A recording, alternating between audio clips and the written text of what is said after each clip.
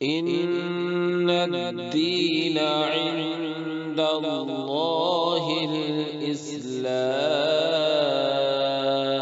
بسم الله الرحمن الرحيم. الحمد لله رب العالمين، والصلاة والسلام على سيد الأنبياء والمرسلين وعلى آله وأصحابه أجمعين، أما بعد. قال الله تبارك وتعالى: والذين يكنزون الذهب والفضة ولا ينفقونها في سبيل الله فبشرهم بعذاب أليم يوم يحمى عليها في نار جهنم فتقوى بها جباههم وجنوبهم وظهورهم هذا ما كنزتم لأنفسكم فذوقوا ما كنتم تكنزون. صدق اللہ العلی العظیم. محترم بزرگوں، اللہ جل جلالہ و عم نوالہ نے ہمیں اور آپ کو جو اسلام کے ارکان عطا فرمائے ہیں، اس میں ایک اہم رکن زکوٰۃ ہے. 5 ارکان ہیں: کلمہ طیبہ لا الہ الا اللہ محمد الرسول اللہ صلی اللہ علیہ وسلم کی گواہی دینا، دوسرے نماز پڑھنا، تیسرے زکوٰۃ دینا، چوتھے رمضان کے مہینے کے روزے رکھنا، اور 5ویں اللہ نے اگر اتنی وسعت اور آسانی دی ہے کہ یہاں سے مکہ المکرمہ آنے جانے کا خرچہ برداشت کر سکے اور وہاں سے واپس آ سکے اور گھر والوں کے لیے اتنے دن کا خرچہ دے کر جا سکے، تو حج بیت اللہ کرنا. یہ 5 ارکان ہیں. انہی 5 ارکان میں سے اہم رکن ہے زکوٰۃ. جس طرح نماز ہر عاقل بالغ مسلمان مرد عورت پر روزانہ 5 وقت کی فرض ہے، اسی طرح اللہ تبارک و تعالی نے زکوٰۃ کو ہر اس مسلمان پر اسی طرح زکوٰۃ کو اللہ تعالیٰ نے ہر اس مسلمان پر فرض فرمایا ہے جو صاحب نصاب ہو اور اس کے پاس صاحب نصاب ہونے کے بعد اس کے ذمہ قرضہ نہ ہو. اور صاحب نصاب کہتے ہیں ایسے شخص کو جو 52.5 تولے چاندی یا 7.5 تولے سونے کا مالک ہو، یا ان دونوں کے علاوہ کسی اور مالیت کا مالک ہو جس کے اندر 52.5 تولے چاندی یا 7.5 تولے سونا آ سکے. شریعت میں اس کو مالدار قرار دیا گیا ہے اور شریعت نے اس کو صاحب نصاب کہا ہے. تو ہر صاحب نصاب پر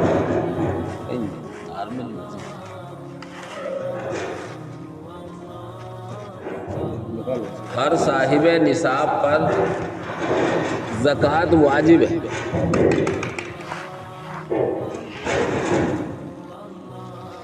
شریعت نے اصل جو مال مانا ہے وہ سونے اور چاندی ہی کو مانا ہے، اور یہی حقیقت میں آج بھی مال ہے.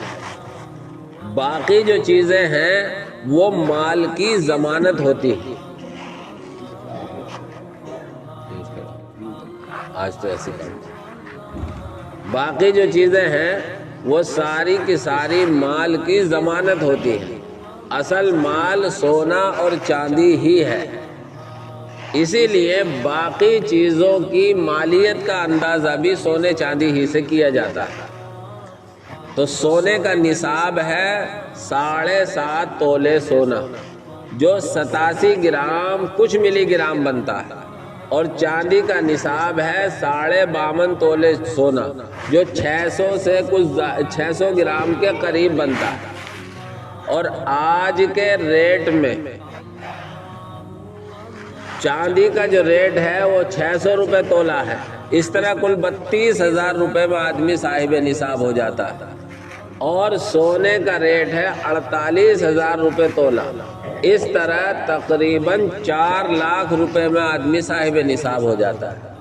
یہاں ایک مسئلہ یاد رکھیں کہ اگر کسی کے پاس سونا ہے تو سونے سے ریٹ لگے گا، چاندی ہے تو چاندی کا ریٹ لگے گا، لیکن کسی کے پاس نہ سونا ہے نہ چاندی ہے، اس کے علاوہ پیسہ ہے، تو اب اسے اختیار ہے، چاہے تو یہ سونے والا نصاب لگا لے اور چاہے یہ چاندی والا حساب لگا لے۔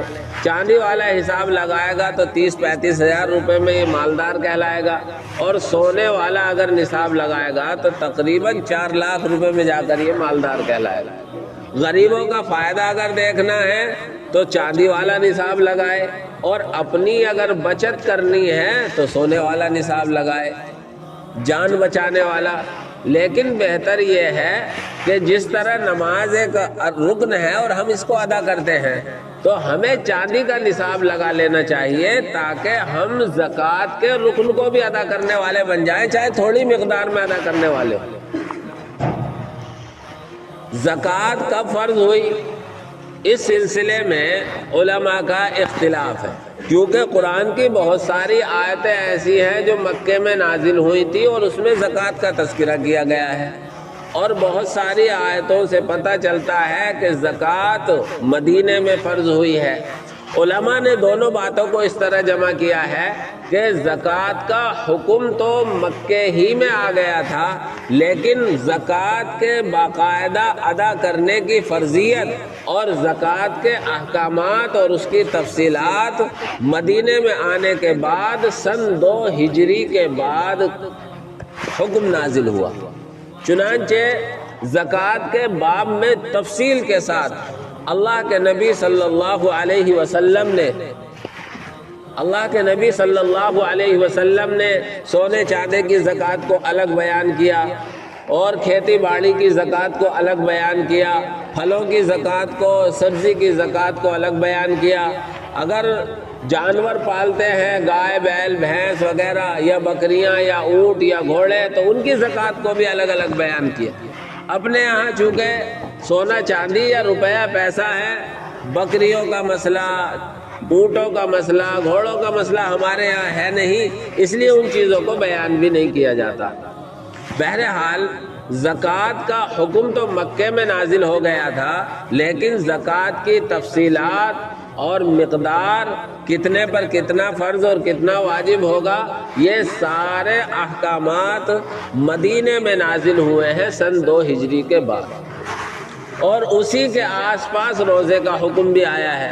تو الحمدللہ جیسے مسلمان نماز کے رکن کو ادا کرتے ہیں، روزے کے رکن کو ادا کرتے ہیں، زکوٰۃ کے رکن کو بھی ادا کرنے کی کوشش کرتے ہیں، لیکن جس طرح نماز کے رکن کو ہم اہتمام سے ادا کرتے ہیں، روزے کے رکن کو اہتمام سے ادا کرتے ہیں، زکوٰۃ کے رکن میں ہم ابھی اتنا اہتمام کرنے والے نہیں۔ سچی بات یہ ہے، اسلامی مزاج اور اسلامی شریعت میں جو زکوٰۃ کا سسٹم قائم کیا ہے، اگر ہم زکوٰۃ کے سسٹم پر صحیح آ جائیں تو کوئی مالدار اور غریب آپس میں پریشان نہیں ہوگا۔ مالدار اپنے مالوں کی صحیح حساب لگا کر زکوٰۃ ادا کرنے لگے تو کوئی غریب پریشان نہیں ہوگا، بلکہ اس کی پریشانی آسانی میں بدل جائے گی۔ اس لیے میرے بھائیوں، ہمیں جس طرح نماز کی فکر ہوتی ہے، روزے کی فکر ہوتی ہے، اور اللہ توفیق دیتا ہے تو حج کی بھی فکر ہوتی ہے، اسی طرح ہمیں اپنے مالوں کا حساب لگا کر زکوٰۃ کی بھی فکر ہونی چاہیے۔ زکوٰۃ کی فکر ہونی چاہیے اور زکوٰۃ ہمیں ادا کرنی چاہیے۔ زکوٰۃ ادا کرنے سے دینی فائدہ بھی ہے، دنیاوی فائدہ بھی ہے۔ اللہ رب العزت والجلال کی پکڑ سے ہم بچتے ہیں، ہمارا مال محفوظ ہوتا ہے۔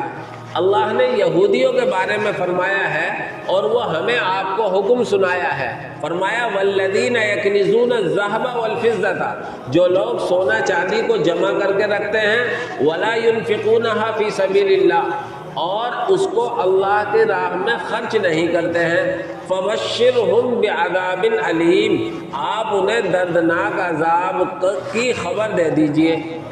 کیا ہوگا؟ یوم یحما علیہا فی نار جہنم فتقوا بہا جباہہم وجنوبہم وظہورہم، جس دن سونا چاندی کو جہنم کی آگ میں تپایا جائے گا اور اسے تپا کر ان کے پہلوؤں پر، ان کی کمر پر، ان کی پیٹھ پر اس کو داغا جائے گا۔ یہ بڑی خطرناک چیز ہے۔ آگے فرمایا جب فرشتے داغیں گے تو کہیں گے ھذا ما کنزتم، یہ ہے وہ دولت جسے تم نے اکٹھا کر رکھا تھا، فذوقوا ما کنتم تکنزون، تو تم اس دولت کے اکٹھا کرنے کا مزہ چکھو۔ لیکن اگر اسی مال کی ہم نے زکوٰۃ ادا کر دی تو اللہ کے نبی صلی اللہ علیہ وسلم نے فرمایا ہے جس مال کی زکوٰۃ ادا کر دی گئی وہ مال صاف ہو گیا، محفوظ ہو گیا۔ جس مال کی زکوٰۃ ادا کر دی گئی وہ کنز یعنی خزانہ نہیں رہا۔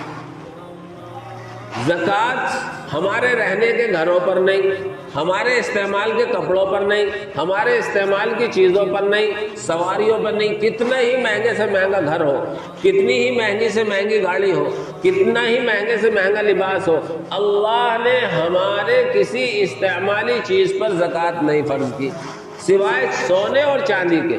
سونا اور چاندی استعمال ہوگا تب بھی زکوٰۃ ہے، اور استعمال نہ ہو گھر میں رکھا ہوا ہے تب بھی زکوٰۃ ہے۔ سونا اور چاندی اور ہماری آمدنی جو ہمارے سال بھر کے خرچ سے بچ جائے، ہماری آمدنی جو سال بھر کے خرچ سے بچ جائے۔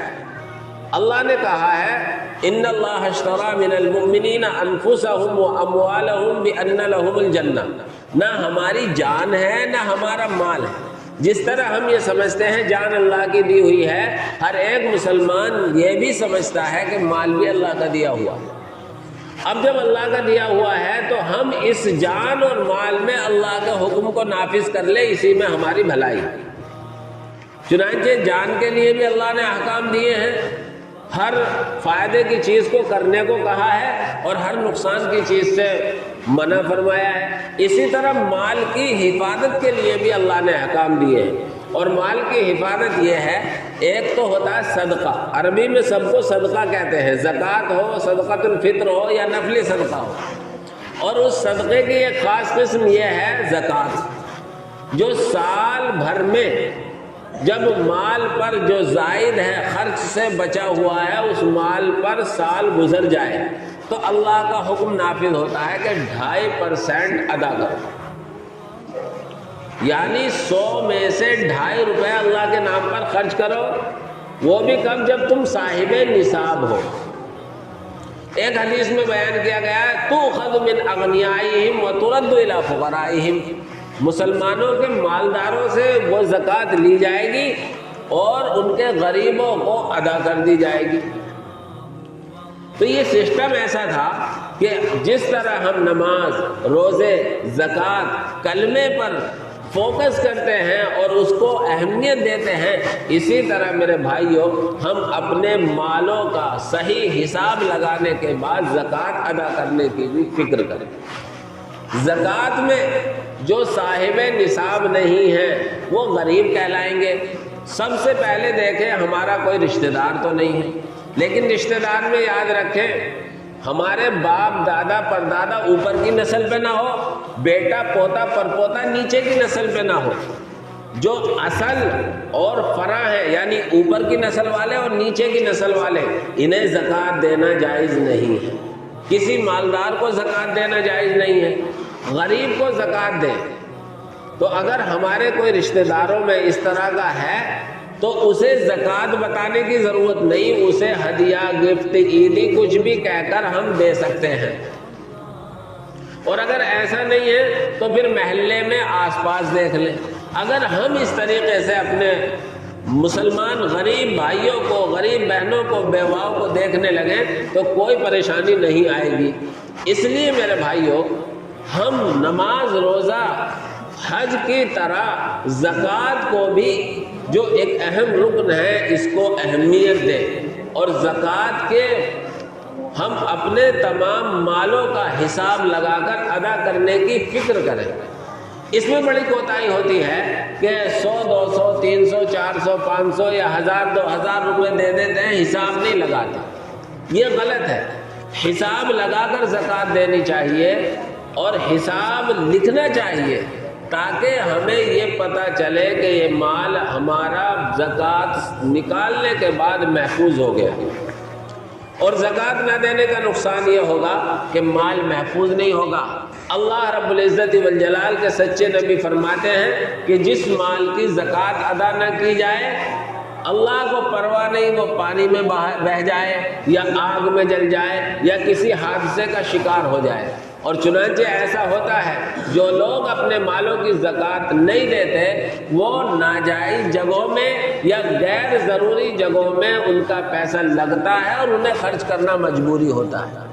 اس لیے میرے بھائیوں، اللہ کے نبی صلی اللہ علیہ وسلم نے جو ترتیب اپنے مالوں کے زکوٰۃ ادا کرنے کی ہمیں بتائی ہے، ہم اس حساب سے اپنے مالوں کا حساب لگا کر زکوٰۃ ادا کرنے کی فکر کریں۔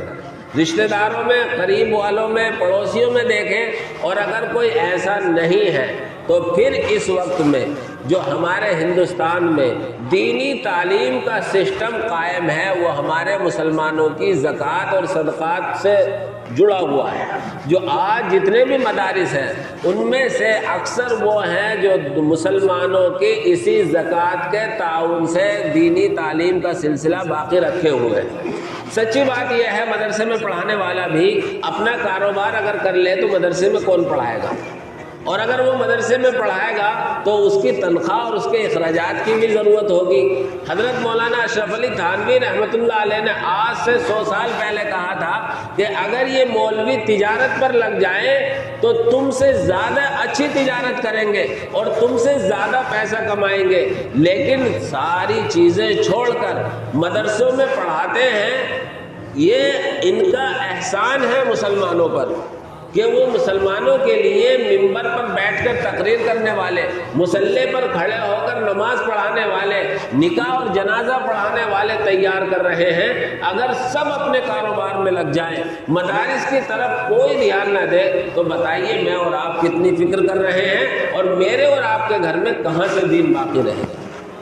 آج بہت سے لوگ مدارس کو نشانہ بناتے ہیں۔ سچی بات یہ ہے اسلامی حکومت کے ختم ہو جانے کے بعد آج ہمارے ایشیا میں اور خصوصاً ملک ہندوستان میں جو یہ داڑھی ٹوپی اور کرتے والے نظر آ رہے ہیں، کچھ دینداری کی رمق دکھائی دے رہی ہے، یہ انہی مدارس کی دین ہے۔ اس لیے میرے بھائیوں، یہ مدارس والے جو چندہ کرنے کے لیے آتے ہیں یہ آپ کے بھی محسن ہیں، اس اعتبار سے کہ آپ کی زکوٰۃ بھی ادا ہو جاتی ہے اور اس اعتبار سے بھی کہ امت کے لیے آپ کے بچوں کو نئی نسل کو تیار کر رہے ہیں دین پر۔ اس لیے ان ساری چیزوں کا خیال رکھنا چاہیے۔ آپ کی بستی کا یہ ادارہ بھی جو آپ کے سامنے ہے اور اس کے اخراجات بھی آپ کے سامنے ہے، جس طرح یہاں بھی چندہ ہوتا ہے باہر سے بھی چندہ ہوتا ہے، بڑا خرچہ ہے مدرسے کا۔ اور لاک ڈاؤن کے بعد سے حالات تمام مدارس کے ایسے ہیں اور حکومت خاص طور سے مدارس پر نگاہیں جمائی بیٹھی ہے، کیونکہ یہی ہماری جڑ اور بنیاد ہے، یہیں سے ہمیں ایمانی قوت ملتی ہے۔ اگر یہی ختم کر دیے جائیں تو پھر مسلمانوں کا ختم کرنا بہت آسان ہے، ایمان کا چھیننا بہت آسان ہے۔ اس لیے اس رمضان کے مبارک مہینے میں ہم اپنے مالوں کا حساب لگائیں اور اپنے مالوں کا حساب لگا کر زکوٰۃ ادا کریں۔ اگر ہم اپنے مالوں کا حساب لگا کر زکوٰۃ ادا کریں گے تو سال بھر کے لیے ہمارا مال بھی محفوظ ہوگا اور ہمارے یہ مدارس اور غریب بھی صحیح ڈھنگ سے چلتے رہیں گے۔ اللہ مجھے بھی توفیق عطا فرمائے، آپ حضرات کو بھی توفیق عطا فرمائے، آمین۔ وآخر دعوانا ان الحمد للہ۔ اللہ اللہ